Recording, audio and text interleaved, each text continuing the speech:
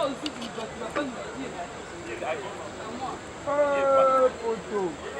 Photo. Béton.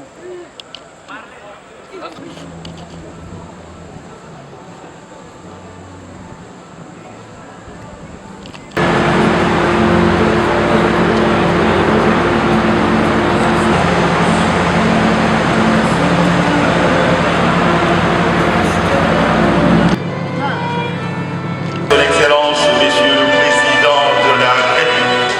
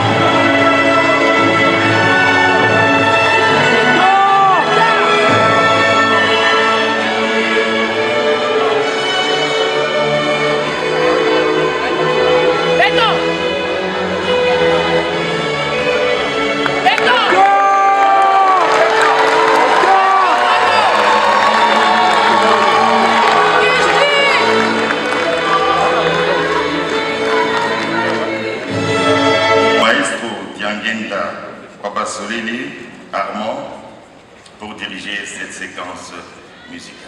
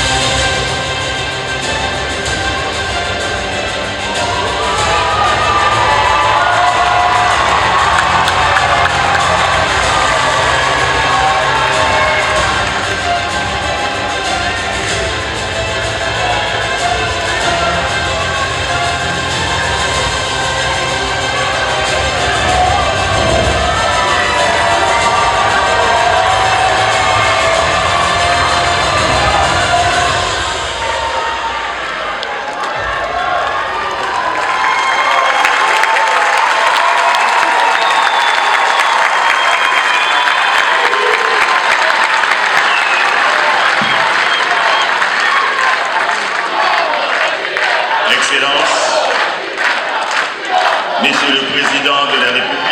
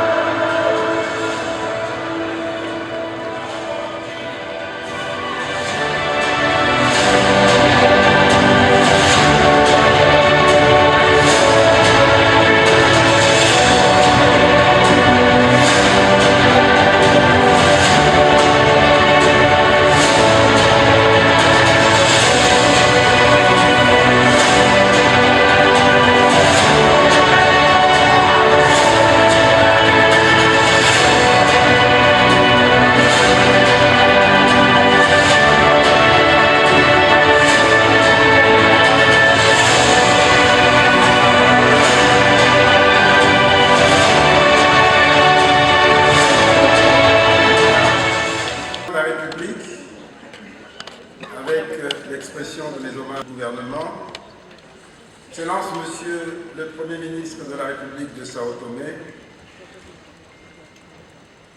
Monsieur le ministre d'État, ministre du Budget, cher Aimé, chers collègues membres du gouvernement, distingués invités en vos titres et qualités respectifs, mesdames et messieurs, c'est avec un immense honneur que nous nous réunissons aujourd'hui pour l'inauguration.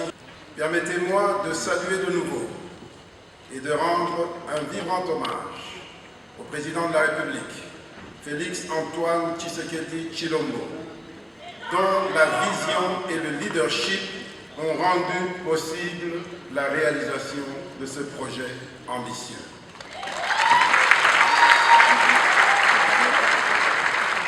Monsieur le Président, le centre financier et le centre de congrès de Kinshasa symbolisent votre détermination. Et pour moi c'était très important de prendre un peu le recul parce que il y a d'énormes problèmes auxquels j'ai été confronté dans l'exercice de mes fonctions au sein du gouvernement et autres. Et puis comme j'ai été élevé dans le sens où les affaires de l'État, on ne les met pas sur la place publique. Donc j'ai estimé qu'il fallait prendre un peu suffisamment de temps de réflexion, ça a pris quand même quelques bonnes années. Alors, au bout des années, c'est quelqu'un que je connais pour être une personne déterminée dans ce qu'il fait. Vous savez, dans cette élection, ce sont deux idées qui s'affrontent en réalité. Dans cette élection présidentielle, en fait, quand vous regardez bien, je connais, à titre personnel, je connais quelques-uns des candidats. Il y a des personnes de grande qualité. Mais dans le cadre de cette campagne, moi j'ai fait un choix qui est très clair et sans ambiguïté. J'ai choisi le président de la République, le candidat numéro 20, pour des raisons très claires. Quand vous regardez même le slogan dans sa campagne, on parle d'unité, on parle de sécurité et on parle de prospérité. Alors en tant que moboutiste, pour moi, je ne peux qu'adhérer à ça. Mais au-delà de ça, je sais que c'est une personne qui est déterminée. Je l'ai dit plus quelques minutes, c'est quelqu'un de déterminé.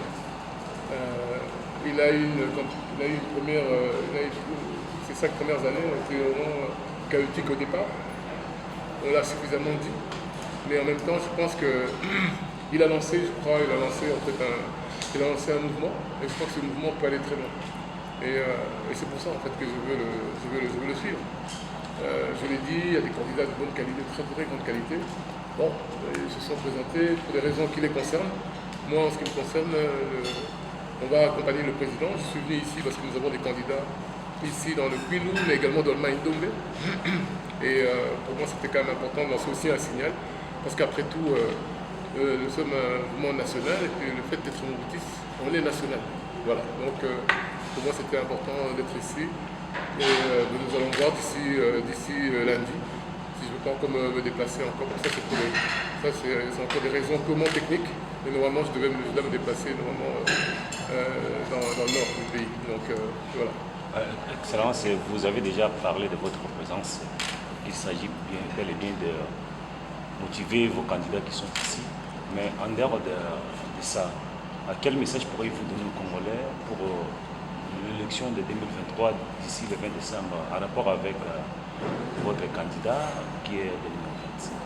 Eh bien, moi, je dirais simplement que d'ici mercredi, puisque c'est le vote, je pense que je voudrais demander à mes compatriotes de bien réfléchir. De bien réfléchir sur deux idées, qui sont deux idées totalement différentes.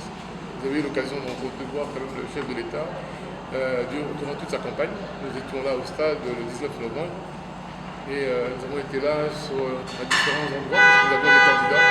Nous avons des candidats dans plusieurs endroits qui ont jalonné en fait tout son parcours. Et je crois que je n'ai jamais été aussi clair. Je voudrais aussi rappeler une chose. Le président est arrivé au pouvoir en 2019. Dès le départ, nous l'avons suivi. Dès le départ. Et là, j'entends au niveau du Parlement. Donc, c'est mon frère, le sénateur Mobutu Diala, et puis qui lui, donc, au niveau du Sénat, était dans le même groupe avec les proches du président et nos députés qui sont à l'Assemblée nationale, ont fait pareil. Donc, dès le départ, nous avons souhaité le soutenir, et, parce que je pense qu'il y avait des enjeux importants. Et ma foi, connaissant la personne, j'ai pensé que dès le départ, il fallait le soutenir. Et je pense que je n'ai rien à regretter aujourd'hui, parce que je me suis jamais senti aussi sûr, aussi déterminé que le chef de l'État l'est en ce moment. Excusez-moi, Excellence, votre province natale, Nord-Ubangi, oui. La population vous félicite pour avoir laissé un méga projet par ça, où plusieurs Congolais avaient eu des emplois.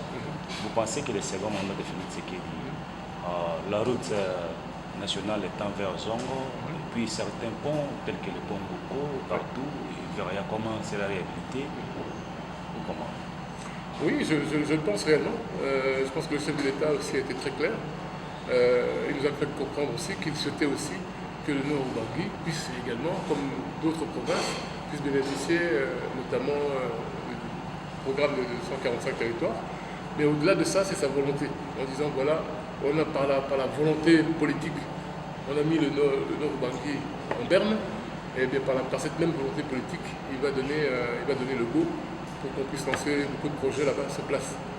Il y a le gouverneur Malo Mobutu, avec qui nous avons beaucoup échangé ces derniers mois. On a beaucoup parlé des questions concernant les financements pour les provinces. Bon, le cas du Nord-Ubangi est quand même assez démonstratif. On sent qu'il n'y a pas, jusque-là, il n'y a pas eu de volonté politique. Et c'est le problème que tous les gouverneurs ont rencontré ces derniers temps. Mais je pense que cette fois-ci, voilà, moi je l'ai rassuré en tout cas, j'ai rassuré que le président de la République va donner un soutien très fort à cette province qu'il mérite. Voilà, ce sont des Congolais qui vivent là-bas, ce sont des Congolais qui peuvent apporter aussi un plus avec là-bas qui est prépondérant. Mais il y a d'autres secteurs qui peuvent se développer également, qui peuvent se greffer, notamment au barrage hydroélectrique de Mobaïmbongo, qui en ce moment connaît de nombreux problèmes avec les crues. Donc il y a beaucoup de projets qui peuvent se greffer. Et puis surtout, on peut rallier les autres provinces, la Mongala, le sud du Bangui. Je pense que tout ça est ouvert, donc je suis très confiant. Merci. Je vous remercie, madame. Et une bonne journée à tous. Merci. Dans sa nouvelle édition, Eshima Magazine met en lumière le travail réalisé par le ministre d'État au budget, Aimé Boji Sangara. Dans ses colonnes, le mensuel congolais revient sur le bilan de ce membre du gouvernement, Sama Lukonde 1 et 2, mais également sur son parcours et ses actions sociales réalisées principalement dans la province du Sud Kivu. À la une, élaboration des budgets 2022-2023, Aimé Boji aligne des chiffres historiques avec le rôle crucial que joue son ministère, c'est lui d'assurer la mise en œuvre de la politique du gouvernement en matière budgétaire. Aimé Boji Sangara a mis toutes les batteries en marche pour améliorer les prévisions budgétaires et la qualité de la dépense publique, tout en respectant le délai constitutionnel du dépôt des projets de loi des finances au Parlement. Sur les 2 exercices budgétaires, Aimé Boji a réussi à élaborer à temps les projets de loi des finances pour les exercices 2022 et 2023, ce qui avait permis au Premier ministre de les déposer dans le délai constitutionnel. Un travail qui a fait que le gouvernement aligne des chiffres historiques comme 16,8 milliards de dollars de budget en 2023 après son examen au Parlement. Au-delà de ses performances au sein du gouvernement, Aimé Boji se consacre à plusieurs actions sociales dans la province du Sud Kivu, son terroir. Le dynamisme d'Aimé Boji témoigne de l'avis des observateurs de son engagement indéfectible en faveur du développement socio-économique du Sud Kivu. Autre titre à découvrir, mobilisation de recettes en 2023. DGI, Barnabé Mouakadi multiplie les stratégies pour atteindre les assignations fixées par le gouvernement à sa régie. Code numérique promulgué, la RDC a réglementé sa toile. Découvrez également un entretien exclusif avec Florimond Mouteba, président du conseil d'administration de l'Observatoire de la dépense publique ODEP, et plusieurs articles économiques internationaux documentés et instructifs dans les pages d'Eshima. Eshima Magazine, un nouveau standard d'information.